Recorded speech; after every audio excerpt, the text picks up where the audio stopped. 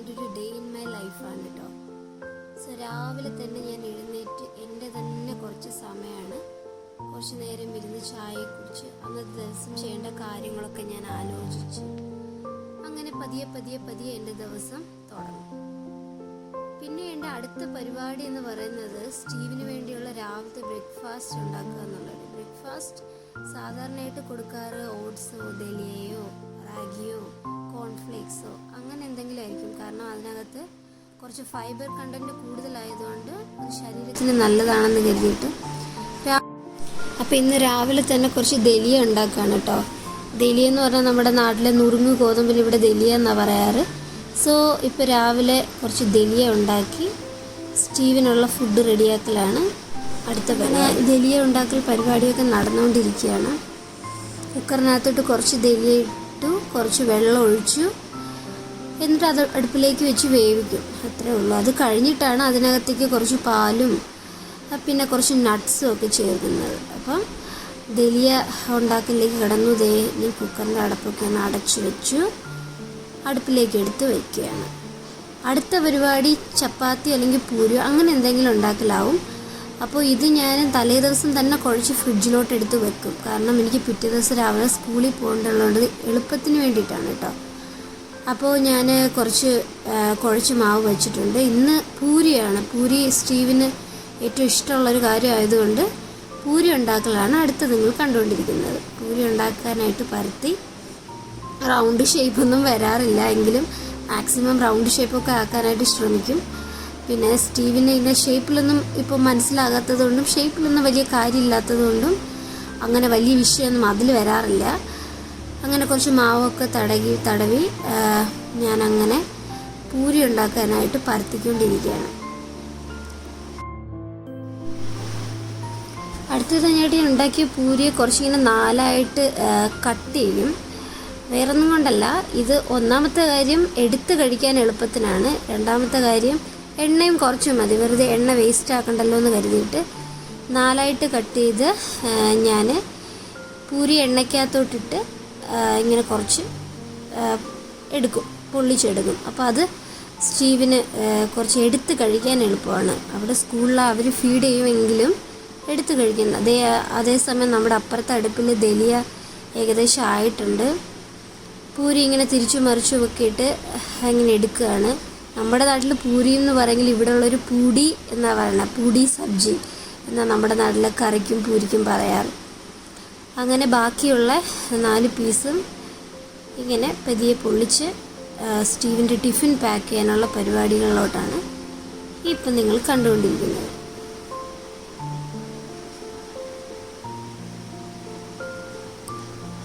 അത് കഴിഞ്ഞാലുള്ള പരിപാടി എന്ന് പറയുന്നത് ഈ പൂരിയൊക്കെ എടുത്തത് ഇങ്ങനെ ആക്കി വെച്ചിട്ടുണ്ട്. കുറച്ചധികം പൂരി ഉണ്ടാക്കി എനിക്കും സ്കൂളിൽ കൊണ്ടുപോകേണ്ടിയുള്ളതുകൊണ്ട് ഇതൊക്കെ എൻ്റെ ക്രിയേറ്റിവിറ്റിയാണ് നിങ്ങളെ കാണുന്നത് കേട്ടോ. കുറേയൊക്കെ പെയിൻ്റൊക്കെ ചെയ്ത് വെച്ചിട്ടുണ്ട്. ഇത് നമ്മുടെ നല്ല ജീരക മിഠായി പോലത്തെ വേറൊരു മിഠായി. ഇതെൻ്റെ സ്റ്റീവിൻ്റെ കൈയുടെ കുറച്ച് ഇതൊക്കെയാണ്. അടുത്തതായിട്ട് സബ്ജി ഉണ്ടാക്കുകയാണ്. സബ്ജി ഉണ്ടാക്കാനായിട്ട് ഇന്ന് ഞാൻ എടുക്കുന്നത് പറവലാണ്. പറവൽ നമ്മുടെ നാട്ടിലെ കോവയ്ക്ക പോലെയൊക്കെ ഇരിക്കുമെങ്കിലും കോവയ്ക്കല്ല കേട്ടോ ആശാൻ. ഇത് ആശാൻ വേറെയാണ്. ഞാൻ കാണിച്ചു തരാം എങ്ങനെ പറവൽ കാണാനുണ്ട്. അത് ഏകദേശം കോവലിൻ്റെ അനിയനായിട്ടൊക്കെ വരും, പക്ഷെ കോവലല്ല. അങ്ങനെ അതിനെടുത്തു.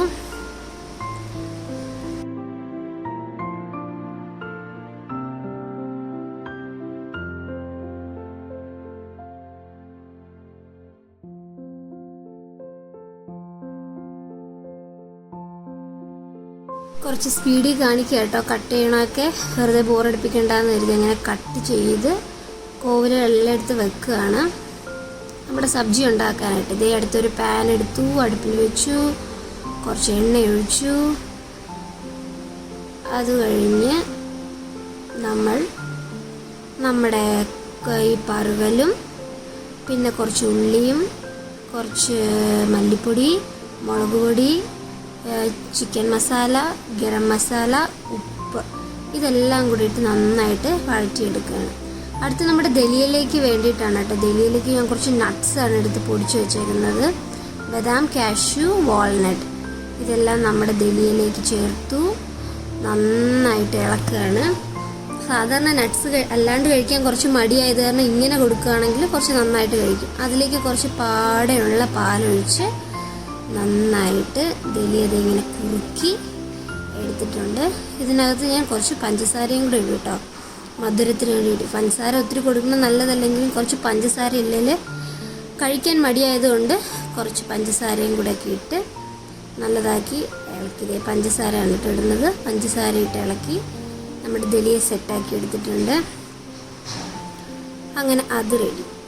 അത് കഴിയുമ്പോൾ അടുത്തത് നമ്മുടെ ദലിയെ ഞാൻ കുറച്ച് അടുപ്പിൽ വെച്ചൊന്ന് അതിൻ്റെ കൺസിസ്റ്റൻസി ഒന്ന് ശരിയാക്കാനായിട്ട്. ഇത്തിരി ലൂസായിട്ട് ഇന്ന് കഴിക്കാൻ പാടായതുകൊണ്ട് കുറുകിയിട് വരാൻ വേണ്ടി നമ്മുടെ പറുവനിങ്ങനെ അടുപ്പിലിരുന്ന് തിളക്കിയാണ്. നല്ലതായിട്ട് വറ്റി നല്ല വഴണ്ട് നമ്മുടെ ഒരു മെഴുക്ക് വരട്ടിയുടെ പഴുവൊക്കെ ആവണം കേട്ടോ. അടുത്ത സ്നാക്സിന് വേണ്ടിയിട്ടുള്ള പരിപാടിയാണ്. സ്നാക്സിന് ഞാൻ കൊടുത്തു വിടുന്നത് എന്തെങ്കിലും ഒക്കെ ബജി ഐറ്റംസ് അങ്ങനെ എന്തെങ്കിലും ആയിരിക്കും. പഴംപൊരിയോ ബജി ഐറ്റംസോ അങ്ങനെ. ഇത് കടലമാവാണ് കേട്ടോ. കടലമാവ് ഏകദേശം ഞാനൊരു 2 സ്പൂൺ കടലമാവ് കുറച്ച് മതി. ഇത് നമ്മുടെ കായയാണ്, പച്ചക്കായ. ഞാൻ അല്ലാതെ കഴിക്കാൻ മടിയായതുകൊണ്ട് ഇതുപോലെയൊക്കെ സ്നാക്സിൽ കൊടുത്തു വിടുകയാണെങ്കിൽ കഴിക്കും. കുറച്ച് കായയും മഞ്ഞൾപ്പൊടി, ഉപ്പ്, അജ്വൈൻ എല്ലാം കൂടി ഇട്ട് ഇതാക്കിയിട്ട് ഫ്രൈ ചെയ്ത് എടുക്കുകയാണ് കേട്ടോ. അതാകുമ്പോൾ കുറച്ച് ഇഷ്ടത്തോടു കൂടി കഴിച്ചോളുമല്ലോ എന്ന് കരുതിയിട്ടാണ്. അങ്ങനെ നമ്മുടെ ദലിയ റെഡി ആയിട്ടുണ്ട്. ദലിയതേ വലിയ ഒരു ബൗളിലോട്ട് മാറ്റി വെക്കുകയാണ്. എത്രയാണോ കഴിക്കുന്ന അത്രേ വെക്കാറുള്ളൂ. അപ്പോൾ കുറച്ച് ദലിയ ബൗളിലോട്ട് മാറ്റി വെക്കും. സ്റ്റീവിന് ആവശ്യത്തിനുള്ളതിൽ ബാക്കി ഞാൻ രാവിലെ കഴിച്ചിട്ട് പോകും, അല്ലെങ്കിൽ ഫ്രിഡ്ജിലെടുത്ത് വെച്ചിട്ട് വന്നതിന് ശേഷം കഴിക്കും. ഇത് ഇത്രയും ദലിയാണ് കേട്ടോ എടുക്കുന്നത്. ഒരു കട്ടോരിക്കകത്ത് ഇത്രയും ദലിയ എടുത്ത് വെച്ചിട്ടുണ്ട്. അത് കഴിയുമ്പോൾ എൻ്റെ പാത്രം കഴുകൽ പരിപാടികളിലേക്ക് കടക്കുകയാണ്. ഇഷ്ടം പോലെ പാത്രം ഇപ്പോൾ തന്നെ ആയിട്ടുണ്ടാവും. അപ്പോൾ പാത്രം ശടപടേന്ന് പറഞ്ഞ് കഴുകുകയാണ്.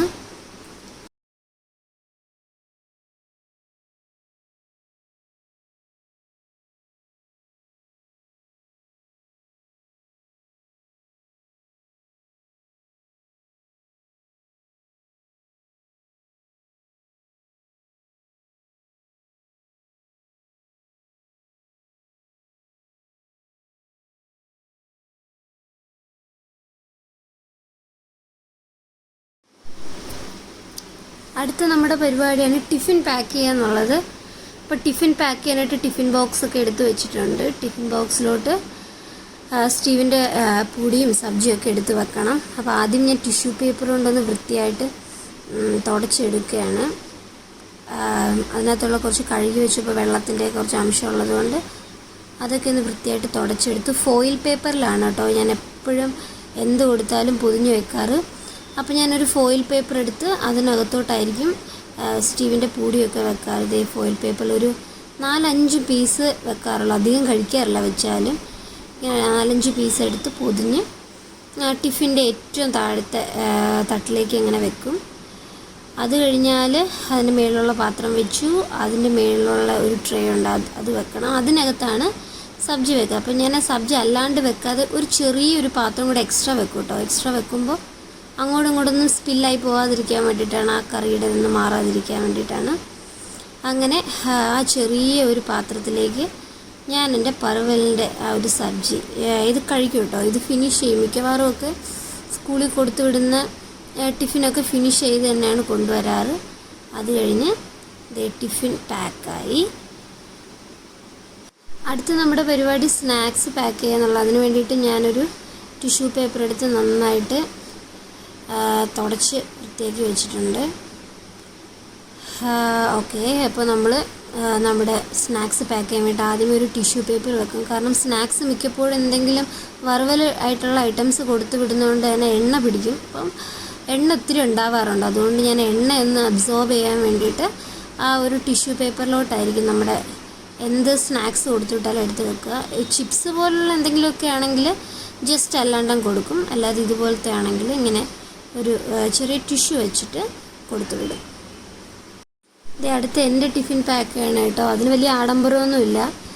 ജസ്റ്റ് ഞാനൊരു ടിഷ്യൂ വെക്കും, അതിനകത്തോട്ട് കുറച്ച് പൂരി വെക്കും, പിന്നെ അതിനെ പാക്ക് ചെയ്യുക. അടുത്തത് ഒരു ചെറിയൊരു ടിഫിനകത്ത് ഞാൻ എൻ്റെ സബ്ജിയും വെക്കും. ആ വൈറ്റ് കളറിലെ ചെറിയ ടിഫിനിലായിരിക്കും എൻ്റെ സബ്ജി കൊണ്ടുപോകാറ്. അപ്പം ഞാൻ കുറച്ച് സബ്ജി എടുക്കും, പൂരി എടുക്കും, സ്നാക്സ് പരിപാടികളൊന്നും പൊതുവെ ഞാൻ അങ്ങനെ കൊണ്ടുപോകാറില്ല സ്കൂളിൽ.